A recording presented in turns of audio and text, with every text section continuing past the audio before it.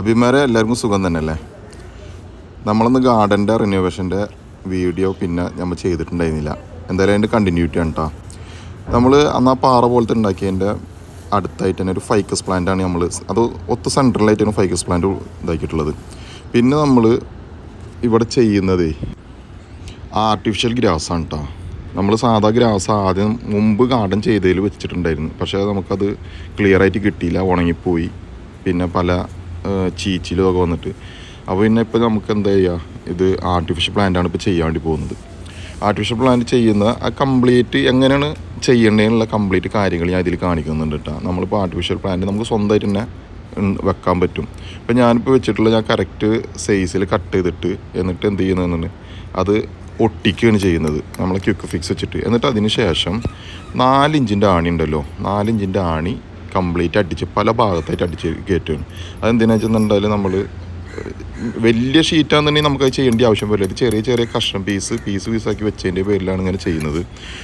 4 ഇഞ്ചിൻ്റെ ആണി കംപ്ലീറ്റ് അടിച്ച് കയറ്റുകയാണ്.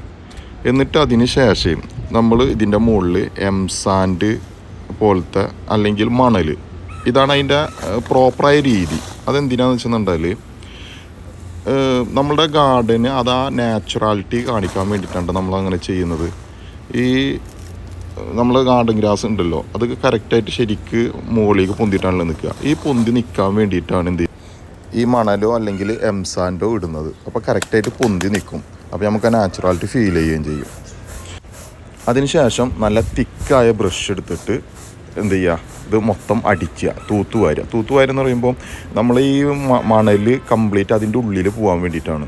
അതോടുകൂടി തന്നെ നമ്മളിത് അടിച്ച് ഇങ്ങനെ ചീകുന്ന സമയത്ത് ഈ പുല്ല് മുകളിലോട്ട് പൊന്തിക്കുകയും ചെയ്യും. അതിന് വേണ്ടിയിട്ടാണ് ചെയ്യുന്നത്. ഈ രീതി തന്നെയാണ് ആർട്ടിഫിഷ്യൽ ഗ്രാസ് പതിക്കുന്ന സമയത്ത് ഇപ്പോൾ ടർഫിലായാലും എല്ലായിടത്തും ചെയ്തുകൊണ്ടിരിക്കുന്നത്. അപ്പോൾ അതിൻ്റെ പ്രോപ്പറായ രീതി നിങ്ങൾക്കും ചെയ്തിട്ട് നിങ്ങൾക്ക് സ്വന്തമായിട്ട് തന്നെ നിങ്ങളുടെ വീട്ടിലും ചെയ്യാം. അപ്പോൾ അതിന് വേണ്ടിയാണ് ഇത് കാണിച്ചു തന്നു. അപ്പോൾ അങ്ങനെ ഗ്രാസിൻ്റെ എല്ലാ പണിയും കഴിഞ്ഞ് ഫൈനൽ രൂപമാണ് ഇപ്പോൾ നിങ്ങൾ ഈ കണ്ടുകൊണ്ട് നിൽക്കുന്നത്. ഇനിയും കുറച്ച് വർക്കുകളുണ്ട്.